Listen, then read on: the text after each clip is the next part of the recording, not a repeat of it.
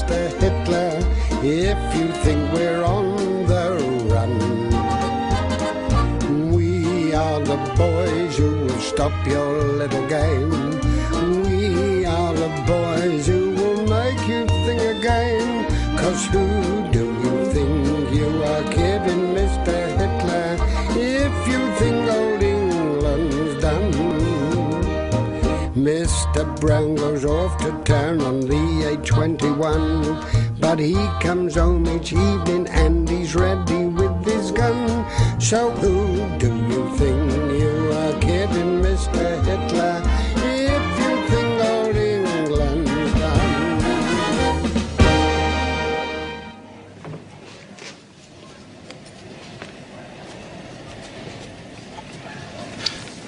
Ain't half hungry, Mr. Jones.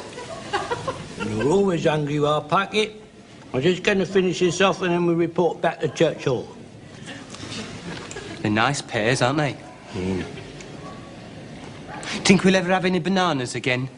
Of course we will when the war's over. I used to love bananas and cream. I used to mash them all up. Lots of cream and sugar. Then I'd take a great big mouthful and I'd squeeze it through the gaps in my teeth.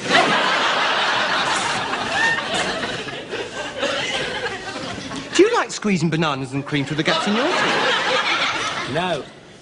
Don't mind blancmange. What about jelly? Yeah, jelly's all right. But not bananas, not at my age. Not with this upper set, it's too risky. Well, what about chocolate cream? Oh, lovely. And talking of that, I'll tell you something. Reminds me when I was in South Africa in the Boer War. Christmas 1900 it was.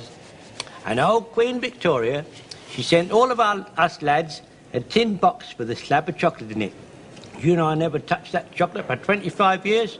I kept it unopened for 25 years, right through the Boer War, right through the 1914-18 lot. I never let it out of my sight till I went into hospital. I gave it to a friend of mine, Charlie Higgins, to look after. Didn't you ever eat the chocolate? No, never touched it for 25 years. And then one day I said to myself, I fancy a bit of chocolate.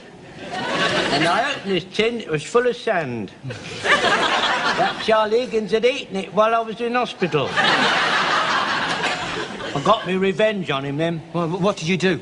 Well, every year when we had the old Comrades Association get-together, I used to look at Charlie Higgins full in the face and sing, Comrades, comrades, ever since we were boys, sharing each other's sorrow, sharing each other's chocolate. And he used to go all red in the face and look on the ground, he did, yeah.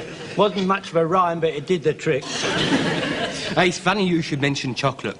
I remember when I was a kid, I was out shopping with my mum and we were passing this very spot. And I said to her, can I have a bar of chocolate? And she said no. So do you know what I did? Oh. I stuck my head through the bars in that gate and pretended I couldn't get it out. What did your mum do? Oh, she got in a terrible state. Said she was going to call the fire brigade. And I took my head out and I didn't half laugh. Then she hit me. Well, kids are always doing that sort of thing, getting their head stuck in park railings. All I did was, I said, can I have a bar of chocolate? She said no, so I went over to the gate and I stuck my head through, that's all. Well, come on, Pike, it's time to get back to Church Hall. Come on.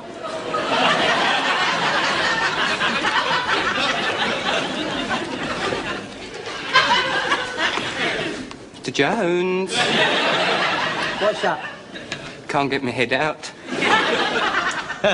Come on, no time to play funny jokes. Mr. Man, and wonder where we got to. I'm not playing a funny joke, Mr. Jones. I can't get it out. Look, I can't get it out. Oh, blimey. Oh, don't do that, Mr. Jones. Please. I can't understand it. It came out all right last time. Well, how old was you last time you done it? 12. Well, your head's grown bigger since then. I didn't think it's deep. Don't do that, Mr. Jones. You're pulling my ears off. What are we going to do, Mr. Jones? What are we going to do? Well, twist it round and try. Twist it round. Where? Go on, twist it. Go on, twist it round. What's the Go on spike? now, pull. Pull, not that way.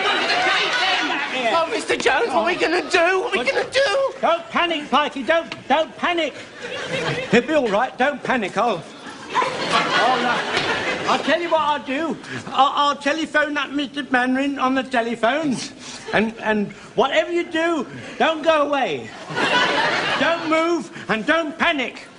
Well, sir, all I can say is that I think you're making a big mistake. Oh, you do you? Yes, I do. I think you're asking for trouble. I mean, I can't understand why you agreed to do it in the first place. Because I didn't want to offend the press. Ah.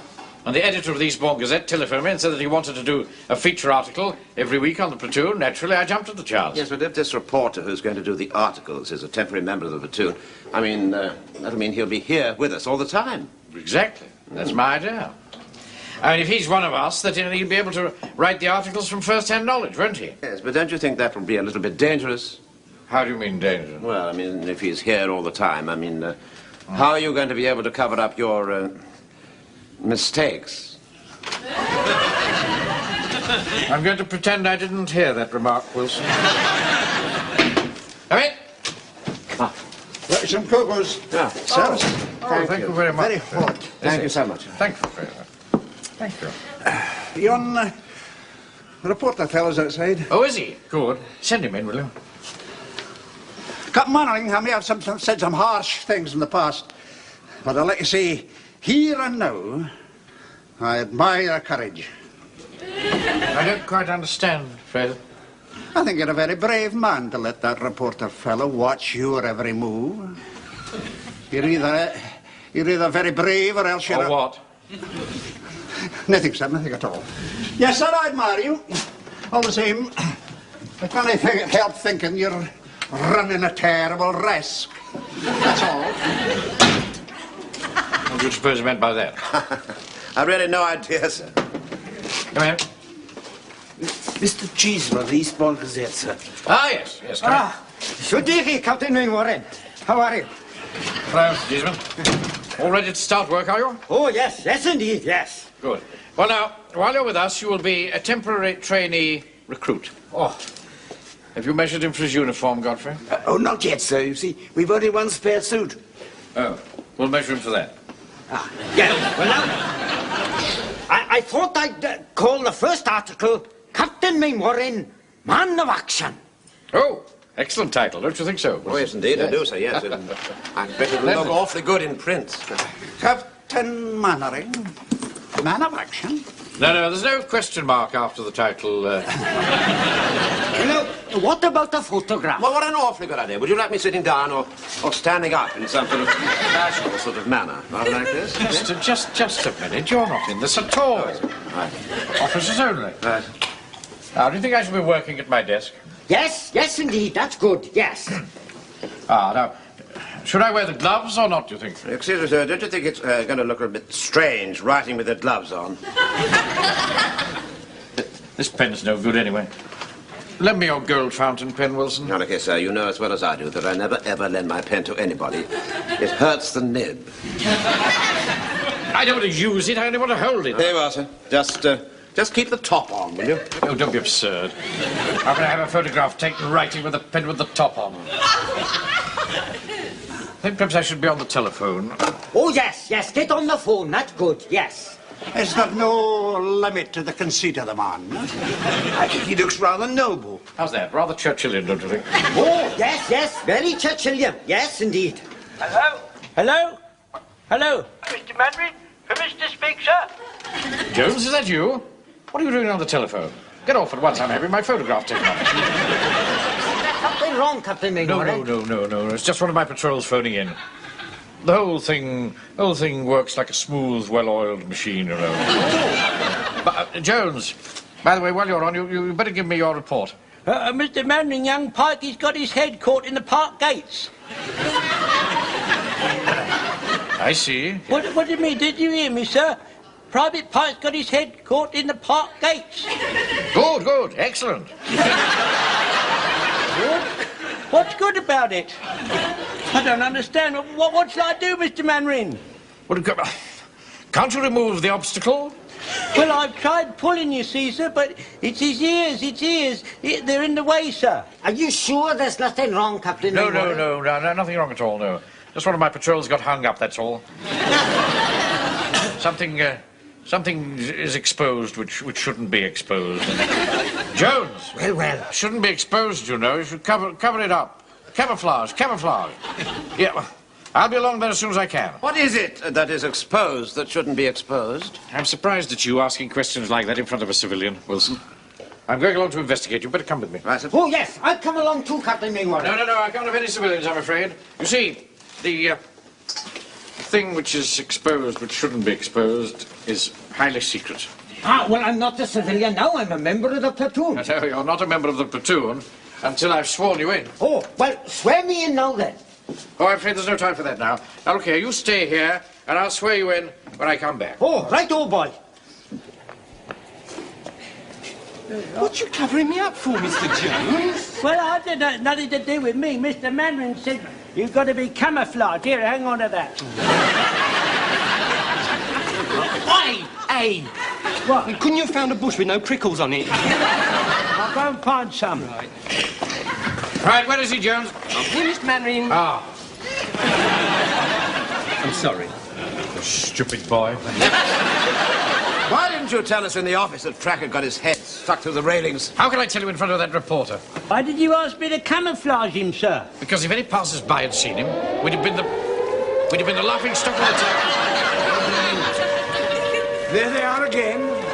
Right. Get your tin helmets on, man. What about me, Uncle? Hadn't we better take shelter? What about me? Be quiet, Pike. Put your helmet on. I could run back to the workshop and bring my hacksaw. Oh, that's just a waste of time, sir. It'll take us to do that. Why don't we get in touch with the fire brigade? There's an air raid on, isn't there? They've far more important things to do. Besides, I keep telling you, I don't want anybody to know. Told you to put your helmet on. Well, I can't get it through the bars. Put it sideways. How can I see which is sideways? I haven't got eyes in the back of my head, you know. Don't you use that tone of voice to me, Pike. Corporal Jones, help him to put his helmet on. Very good, sir. Sir, I will put the Vaseline in my first aid bag. If we smear it on his head, he might slip through. Ah, now that's a very good idea, yes. Yes, Wilson, Fraser. Yes, sir. Help Godfrey to grease Pike's head. What are you fiddling about like that for? Well, every time I put his tin helmet on, it falls on the ground, sir. Hey, that's cold, Daddy. What is it? All right, Frank, all right. It's only Vaseline. Look, don't just dab at it like some Nancy boy, Wilson. Smear it in. I am smearing it in. Oh, look, I don't want to be greased. I'm going to tell my mum about this. Just be quiet. Oh, don't be such a soft jest. Oh, no. Now, Scott, grab hold of his legs and bring your full weight to bear. Yes, Captain Manning, my full weight. No, not your full weight, Mr. The rest of you, get what purchase you can. Right, stand by. Ready? Pull! Oh, you're pulling my ears off. I don't think it's going to work, sir. Oh, can't give up that easily. Go on, try again. Pull! No. Pull!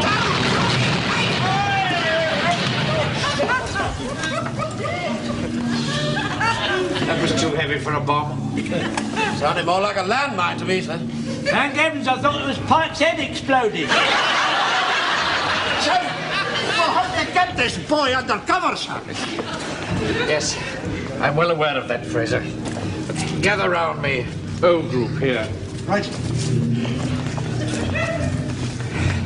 Now, look, we've got to get this boy out of the railings. Any suggestions? Yes, permission to speak, sir. Yeah. Well, I reckon it this way, sir. Desperate times need desperate measures, sir. Yeah. Now, the only thing that's stopping us getting Pike's head out from the bars is his ears, sir. Yes. So I suggest we remove them. What do you mean? Cut them off, sir. John, for heaven's sake. Well, we needn't cut both of them off, just one and then... Oh, don't talk such rubbish, Jones. Pike can't go about for the rest of his life without any ears. Better than going about without any head. Hey, you're talking about me, aren't you? What are you saying? Mind your own business, Pike. Eavesdroppers never heard any good of themselves. Sir, I've got an idea. Supposing we were to lift the gates up off the hinges, then perhaps we might be able to march with it back to the church hall. Yes? Well done, Wilson. I was just waiting to see who'd spot that one first. Right, come on. Lift the gate. Hey! What's she doing? Lift. What's she doing? Hey, you're pulling my head off. Just a minute, Pike. When we lift, don't go up with it. Slide your head down the rails. We should have said, shouldn't you? Right, lift. Right. It's coming, sir, it's coming. Ah, that's got it. What the boy? Right. Be careful. Now then, let's get back to the church hall as quickly as we can and hope to goodness nobody sees us. By the left, quick march, left, right, left, right wheel, right wheel, right, keep in step, Pike, left, right,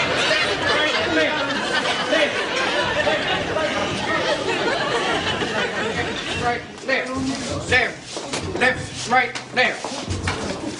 Down on your right. Do not juggle the private. Don't juggle the All right, don't worry, man. Stand easy. Right, put it down gently there. God, gateway's a ton. Feels as if my arms have been dragged off their sockets. What my head feels like? Stop grumbling, Frank, please. Yeah, stop grumbling, Pike. Oh, sir, what can he stand here all night holding this blooming thing up? Speak, sir. Why don't we get 2 long ropes and tie them to the beam so then we won't have to hang on to it all the time? Very good idea, Jones. Yes. Sponge, go and get 2 lengths of rope. Yes, Captain Manning, 2 lengths of rope. Fuzzy Wuzzys used to do that in the Sudan, sir. They used to hang their prisoners up in the sun all day and give them nothing to drink. Hey, I don't want to be hung up with nothing to drink. You'll do as you're told, Pike. I can bring him a glass of water from time to time. Godfrey, don't put your head through. What on earth's going on in the office? Yes, indeed, yes, indeed. Oh, thank goodness you got Captain Mainwaring. Hello, who's this then? It's Private Pike. Oh, hello, how are you? Hello, nice to meet you. Yes, indeed. What's he doing with his head stuck through the gate? It's highly secret. Well, you can tell me. No, I can't. I haven't sworn you in yet. Well, swear me in now, then. No, there's no time for that now. Now, look here. What's going on in there? Well, the Chief Warden is holding an emergency meeting, you see. How dare he? Wilson, come on. We'll soon sort this out. No, we can't get anywhere. We're all talking at once. We won't get anywhere. Where have you been? Don't you know there's an emergency on? How dare you hold a meeting in my office without my permission? This happens to be my office, Captain Manning. It also happens to be my office. And it also happens to be my office, and I'm holding an emergency meeting. Emergency? What emergency? What do you mean to say you haven't heard? Oh, you know Inspector Baker and Bar Officer Deck. How awfully nice to see you. It was fun last night, wasn't it?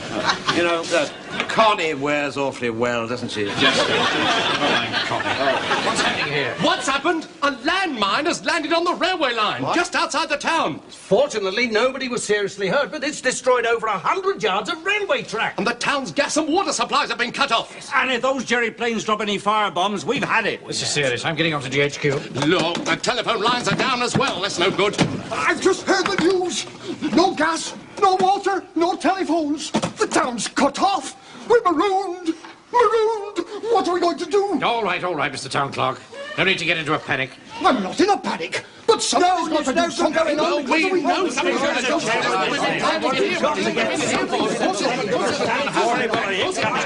Something's got to be done with it. Certainly has, sir. There's only one thing for it. I shall have to take charge. I quite agree, sir. That's just the sort of remark I'd expect. What did you say? Said I quite agree, sir. Without you in charge, God knows what's going to happen to this town. I'm right behind you. Thank goodness. Not at all, sir. Don't mention it. Now get Fraser, Jones, and Godfrey in here. At the double, rifles and bayonets. Fraser, Jones, Godfrey, in here at the double. Rifles and picked bayonets. There was, how was that? Hardly believe my ears. Is this really you? Oh, it is, sir. Really me, yes. When the occasion demands, I can bawl and shout. Just like you. Now, Vicar, I'm very sorry to do this. Corporal Jones. Yep. Fraser. Yeah. Clear my desk. Clear the desk, clear the desk. Oh, there you threaten his reverence with a bayonet. He's not the only one that's being threatened. Now you clear off, mate. Come on now. I think we'd better humour Mr. Yateman. Quite obvious Captain Manning has gone mad. Right, form in a tight group behind me. In a tight group behind the captain. That's the double. March. Right.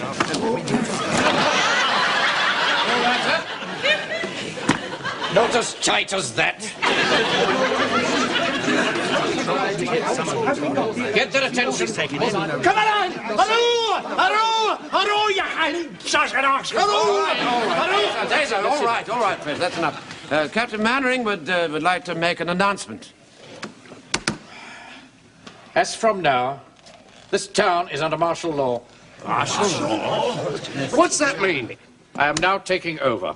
Oh, he's been leading up to this for years, and now he's finally done it.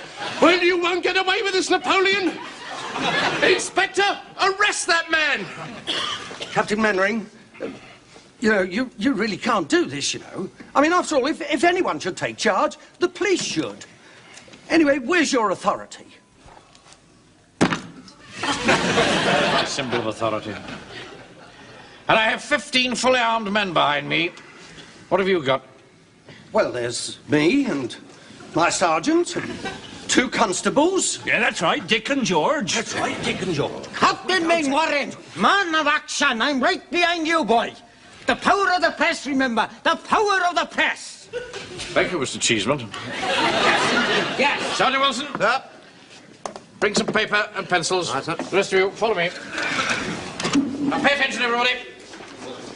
As from now, this town is under martial law. Stop him, someone! We can't let him take over the town. The man's a tyrant. Look at the way he punishes his men. No,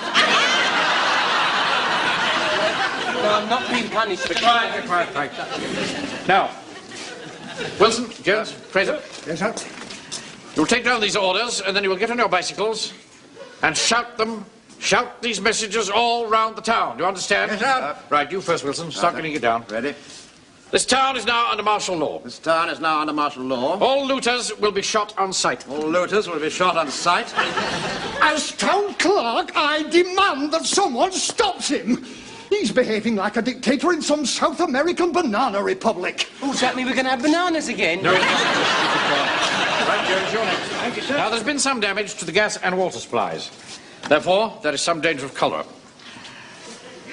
No water will be drunk unless it is first boiled. No water to be drunk unless it is first boiled? How are they going to boil it without gas? That's their business. That's their business. No baths to be taken without a permit. No baths to be taken without a permit? You, Jones, will be in charge of water permits. Captain Mannering, sir, do you... Quiet, Godfrey. Right, Fraser, you're next. Right, sir. All rumourmongers will be imprisoned. All rumourmongers will be imprisoned. All defeatists will be imprisoned. All defeatists will be imprisoned. Anybody not obeying military law If you're not obeying military law, will be imprisoned. will be imprisoned. We've only got 2 cells. I've never heard anything like it. I'm going to see the mayor about this. No more than 5 persons at any gathering. 5 persons at any gathering. But I always have at least 10 in my congregation. And 9, Mrs. Fletcher's in hospital expecting her 5th. Yes, and he'll stop that nor give him half the chance. Take the warden's name, Sergeant. All right, sir. There's another one here for you, Jones. No alcoholic beverages will be sold without my permission. No. That is undemocratic. You, Fraser, will be in charge of all liquor permits. I'm right behind you, Captain. Right. Now, when you have shouted these messages around the town, you will report back to me for further orders. I shall set up my headquarters in the town hall. Why the town hall, sir? Because, Wilson, he who holds the town hall holds Warmington-on-Sea. Right, come along, men. We march on the town hall. Right, sir. Left! Left! Left! Left! Left! Oh, Mr. Godfrey, I don't know how much more of this I can take. I mean, hanging here with me head in a gate. You must be brave, you know, Frank, and hang on as long as you can. Well, somebody had better do something soon. Ever so soon. I quite appreciate how you feel. You have my most sincere sympathies. No one to take a bath without a permit! No one to take a bath without a permit! That's all right, sir. All right, No all right, sir. All right. You can stop now. You can stop it now. We're here. See? I never knew you had such a loud voice. Uncle Arthur, have you thought of a way of getting me out of here yet, No, please? Frank, please, would you stop moaning? I'm working on it. I promise you, I'm working on it. See? Oh, excuse me. What are you doing out this time of night, Mr. Blewett? Well, I was going to have a bath, and I got one foot in, and I heard this voice telling me I'd got to have a permit. Right, I really don't think... Of course he's got to have a permit. What do you think I've been shouting my mouth off about all the time? This whole thing's assuming ridiculous proportions. Well, make your mind up, because the water's getting cold. Yeah, well, the trouble is that I haven't got any bath permits at the moment, you see. Wait a minute, hang on. The wife usually gets in after I do. Does she have to have a permit as well? No, just the one permit will be all right. I hereby give you permission to take a bath. Yours sincerely, Jack Jones, Lance Corporal. Who do I give it to? That's the point, isn't it? I think you better give it to me. Well, that's all right, then. You see, I'm a very law-abiding man. I like to obey the rules. See, I wouldn't like to finish up being punished like him. Well, good night, all. Good night. Good night. Good night. God's sake. This whole thing's become a complete farce, Sergeant. Oh, there you are, sir. You're back early. I thought you'd taken over the town hall. It's closed. Isn't open till 9 in the morning. Yes, I got a good photograph of Captain Mainwaring knocking on the front door and the town clerk going like this through the letterbox. I'll deal with him first thing in the morning. Me, Mr. Mannering, please. Right, Pike, you'll be dealt with in due course. Come, Mannering. I finish my duty to tell ye that I think you are behaving in a thoroughly undemocratic and unconstitutional manner, and thus usurping the power of the land. Yeah, I think Fraser's absolutely right, sir. I mean, you can't go around shouting at people like this and threatening to shoot them. I mean, it really is going a bit too far. I mean, you're behaving like some sort of a dictator. No, I'm not behaving like a dictator at all, Wilson. Simply asking people to do as they're told. But Mr. Speaker, I'd like to put it this way, sir. Times like these, you are within your rights to usurp the power of the land and to carry out the coup d'etat. Excellent. Now, someone has to take over in this emergency, Wilson. And that someone, of course, is me. As soon as I think that the civil powers are able to take over, I shall relinquish the control. And in the meantime, everybody must just knuckle down. So it's for their own good. Good evening. I'm Captain Swan. Captain Manning, how do you do? I've been sent across from GHQ to take over control and distribution of all essential services. Martial law, you mean? Yes, I suppose you could call it that. I've got a notice about it here. All the usual rubbish on it, illegal assembly, looting, all that sort of thing. Yes, I've arranged for all this to be done. I've placed myself in complete command. Ah, well, in that case, all I've got to do is to take over from you. Where's your office? Over there. Thank you. Don't mind if I borrow your desk, do you? Now, look here,